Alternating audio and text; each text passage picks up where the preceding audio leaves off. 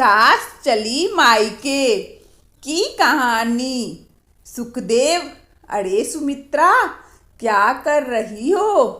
आज तो रविवार है, तुम सुबह सुबह क्यों उड़ गई भाई? अरे आज तो उमा और धीरज की छुट्टी है और बंटी भी आज स्कूल नहीं जा रहा। सुमित्रा, अरे वो रात को धीरज उमा से कह रहा था कि उसने बहुत दिनों से मूंग की दाल के चीले नहीं खाए। तो उमा के पास एक ही संडे होता है जब वो अपने दूसरे काम निपटाती है। तो उसने मुझे कह दिया था कि मैं उठकर बना दूं। मैंने रात को दाल भिगो दी थी तो सोचा उनके उठने से पहले पीस लूंगी, फिर नाश्ते में चीला बना दूंगी। बंटी ने हलवा खाने की फरमाइश की थी तो उसके लिए नाश्ते में हलवा बना रही थी। सुखदेव, ओ तो सही है सुमित्रा, पर तुम अपनी सेहत पर भी ध्यान रखा करो। सुबह सुबह उठकर काम में लग जाती हो। सुमित्रा, कोई बात नहीं जी, बच्चों की खुशियों में ही तो मैं अपनी खुशियाँ ढूंढ लेती हूँ। और फिर तुम तो जानते ही हो मुझे घर का काम करने की आदत है। अच्छा तुम बैठो, मैं तुम्हारे लिए अदरक वाली चाय बनाकर लाती हूँ। एक संपूर्ण गृहिणी, एक अच्छी पत्नी, अच्छी माँ, अच्छी दादी और एक बहुत अच्छी सास, सभी रूप सुमित्रा में दिखाई देते थे। सबकी इच्छाओं का ख्याल रखना, सारा दिन अपने से ज़्यादा दूसरों के बारे में सोचना, यही सुमित्रा की आदत थी। उमा की शादी को 9 साल बीत चुके थे। बंटी अब 8 साल का था। शुरू से ही बंटी अपनी मम्मी से ज़्यादा अपनी दादी के साथ रहा करता था, क्योंकि उमा शुरू से ही एक वर्किंग वूमन थी। इसीलिए सुमित्रा ने ही घर को संभाला था। सुमित्रा की वजह से उमा अपनी सारी जिम्मेदारियों से बची हुई थी। धीरज, उमा, मैं कल से वेट मशीन ढूंढ रहा हूँ, मुझे कहीं दिखाई नहीं दे रही। उमा, धीरज, मैं इस वक्त अपनी एक्सरसाइज कर रही हूँ। तुम जानते हो मुझे संडे मिलता है जब मैं अपने लिए थोड़ा बहुत सोच पाती हूँ। बाकी दिन मेरे ऊपर ऑफिस का स्ट्रेस होता है, इसीलिए अपनी चीज़ें प्लीज तुम खुद ढूंढ लिया करो। सुमित्रा, धीरज बेटा, तुम्हारी वेट मशीन वहाँ पलंग के नीचे रखी हुई है। शांति जब झाड़ू लगाने आई थी तभी मैंने कहा था कि आगे रख दे ताकि तुम्हें दिखाई दे जाए। धीरज, ओह हाँ उमा, तुमने ही तो बेड के नीचे रखी थी, तुम्हें कुछ भी याद नहीं रहता। अच्छा छोड़ो, मेरे लिए एक बनाना शेक बना दो। उमा, प्लीज धीरज, प्लीज तुम खुद बना लो ना, मेरी एक्सरसाइज बीच में छूट जाएगी। और हाँ, हो सके तो मेरे लिए प्लीज 1 कप ग्रीन टी भी बना देना। धीरज, जब तुम मेरी बात नहीं सुनती तो मैं क्यों सुनूं? अपने आप बना लो। सुमित्रा, अरे रे, तुम दोनों आपस में क्यों झगड़ रहे हो? सुमित्रा, धीरज बेटा, मैंने तुम्हारा बनाना शेक पहले ही बना दिया था और बहू तुम्हारी ग्रीन टी के लिए मैंने पानी उबालने रख दिया है, मैं लेकर आती हूँ। उमा कहती है, थैंक यू माँ जी। आज माँ जी मुझे एक हेल्प चाहिए थी।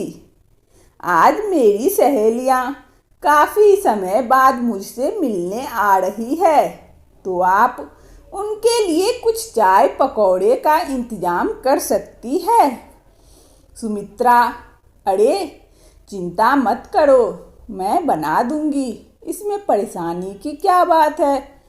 सुमित्रा कहती है, धीरज बेटा, तुम नहाकर आओगे तो मैं तुम्हारे लिए गरम गरम चीले बना दूंगी। सुमित्रा ऐसे ही चुपचाप सबकी फरमाइश पूरी करती रहती थी। शाम को उमा की सहेलियां मिलने के लिए आती है।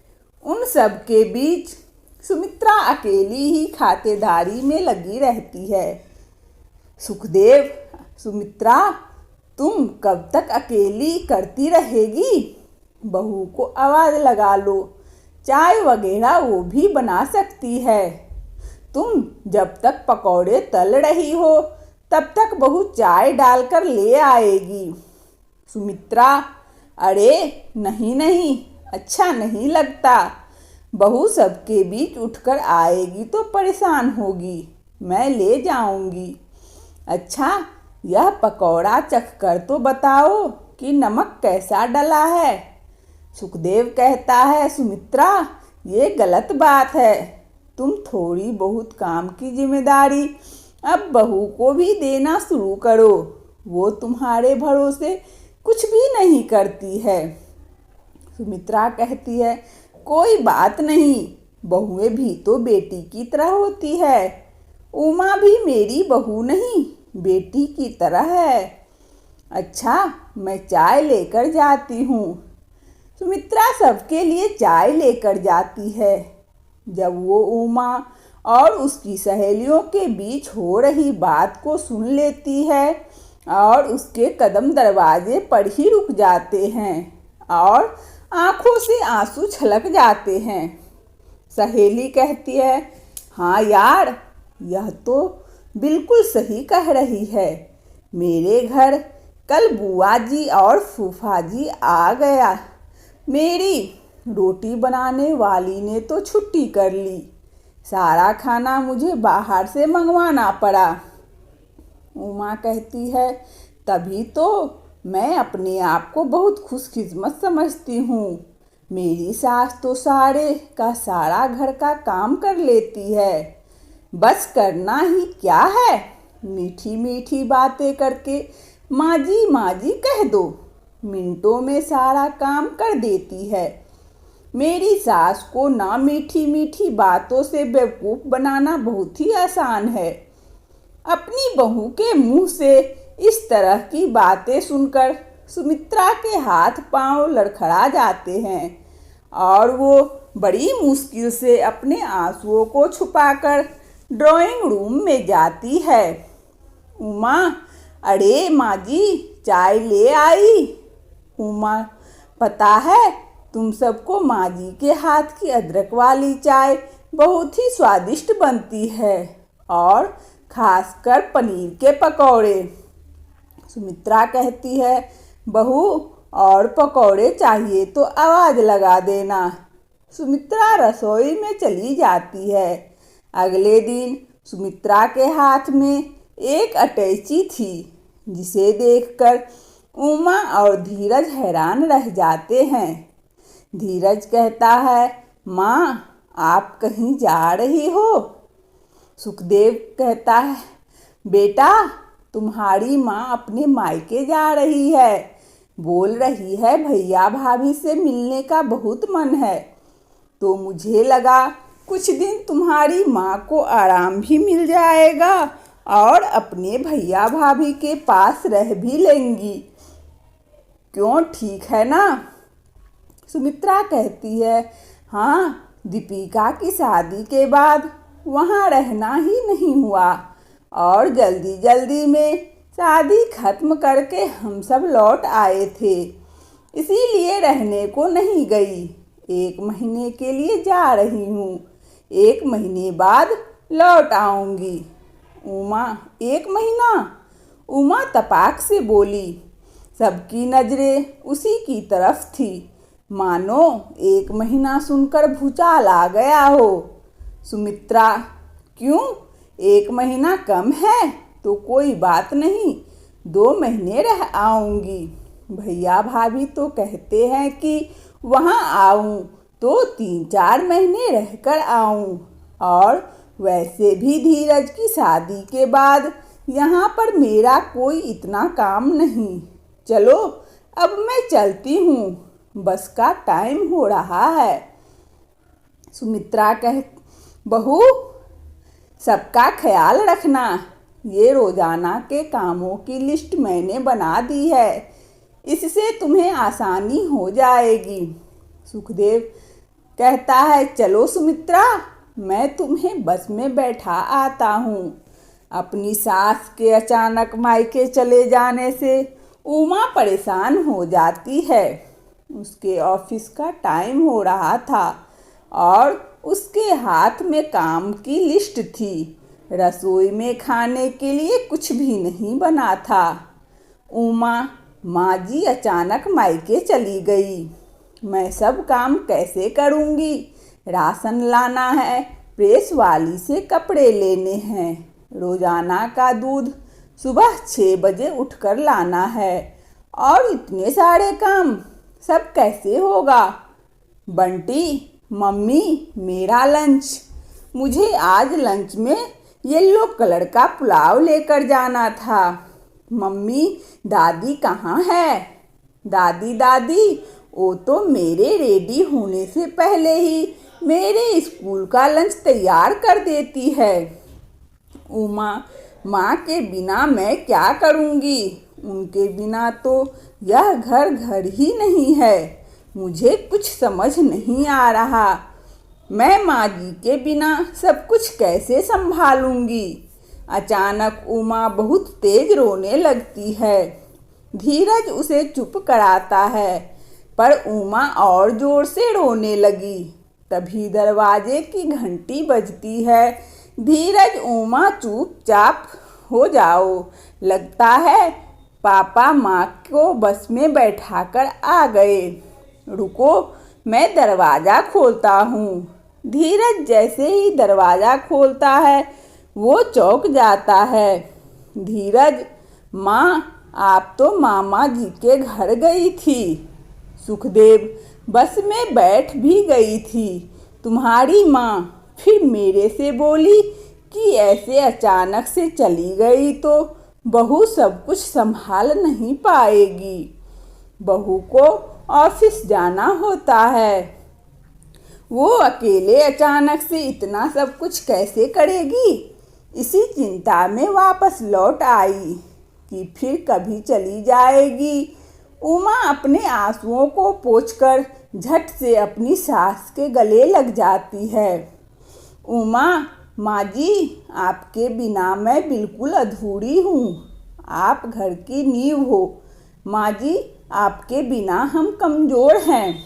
मुझे आपकी बहुत ज़रूरत है माँ जी। सुमित्रा, अच्छा, ठीक है, मैं अभी आई हूँ। मुझे पता है मेरे बिना तू कुछ नहीं कर पाएगी। चलो अब आगे से हटो, जल्दी से बंटी बेटे के लिए पीले चावल बना देती हूँ। बंटी, दादी, मुझे आज स्कूल नहीं जाना, मुझे आपके साथ खेलना है। धीरज, ठीक है, थिएटर में एक नई मूवी आई है, आज हम सब मिलकर वो देखने चलेंगे, क्यों पापा? सुखदेव, इस घर की हेड तुम्हारी माँ है, जैसा वो कहेगी वैसे ही मैं करूँगा। भैया, हाँ। उमा, माँ जी, आज मैं भी ऑफिस नहीं जा रही, मैं भी छुट्टी ले रही हूँ। और धीरज, आज तुम भी छुट्टी ले लो।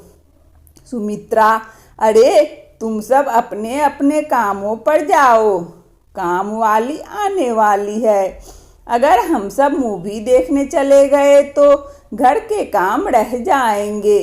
पिक्चर देखने हम इतवार को चलेंगे। चलो, मैं बंटी और तुम सब के लिए नाश्ता तैयार कर देती हूँ। उमा, माँ जी, चलिए मैं भी आपकी रसोई में मदद करती हूँ। उमा अपनी सास की अहमियत समझ चुकी थी, उसे एहसास हो चुका था कि परिवार में बड़े बूढ़ों का साथ होना बहुत जरूरी है, पर साथ ही उनका मान सम्मान बनाए रखना छोटों की जिम्मेदारी होती है। वंदना स्टोरी चैनल में इस कहानी को सुनने के लिए आप सभी श्रोताओं को बहुत बहुत धन्यवाद। यदि हमारा कहानी अच्छा लगा हो तो कृपया लाइक और सब्सक्राइब अवश्य करें, ताकि नोटिफिकेशन सबसे पहले आपको मिले। धन्यवाद।